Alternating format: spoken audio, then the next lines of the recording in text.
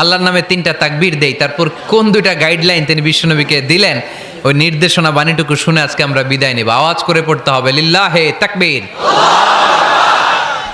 লিল্লাহে তাকবীর, লিল্লাহে তাকবীর। গাইডলাইন নাম্বার 1, ফাইদা ফারাগতা ফানসাব। নবী আপনি যখন অবসর হন আপনি ইবাদতে মশগুল হন।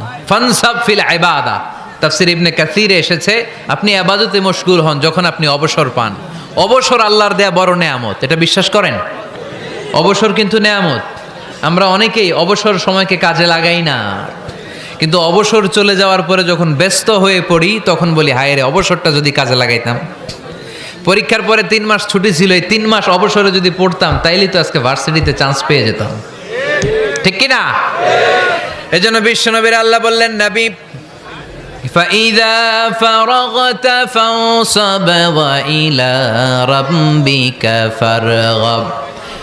মাদানী জীবনে, মাক্কি জীবনে, দাওয়াতি কার্যক্রমের পরে, রাষ্ট্রীয় কার্যক্রমের পরে যখনই আপনি অবসর পাবেন তখনই আপনি ইবাদত করেন, তখনই বেশি বেশি আল্লাহর কাছে দোয়া করে। দোয়াটা খুব শক্তিশালী, কিন্তু আমরা অনেকে জানি না কি করে দোয়া করতে হয়। সিনসিয়ার দোয়া ইজ লাইক এ মিসাইল। আপনারা প্রায় পত্রিকায় শুনবেন আমেরিকা অমুক দেশে মিসাইল হামলা করেছে, শুনছেন? মিসাইল হামলা এমন হামলা, কত সেন্টিমিটার বেগে যে কোন জায়গায় অ্যাটাক করবে, যেখানে মারার কথা ওখানে পড়বে। ঠিক দোয়াটা হচ্ছে মিসাইলের মতো। আপনি যদি দোয়ার মতো দোয়া করতে জানেন, ওই দোয়াটাও জায়গা মতো যে ভেদ করবে। চিল্লা এখন ঠিক কিনা? কিন্তু আমরা দোয়া করতে জানি না।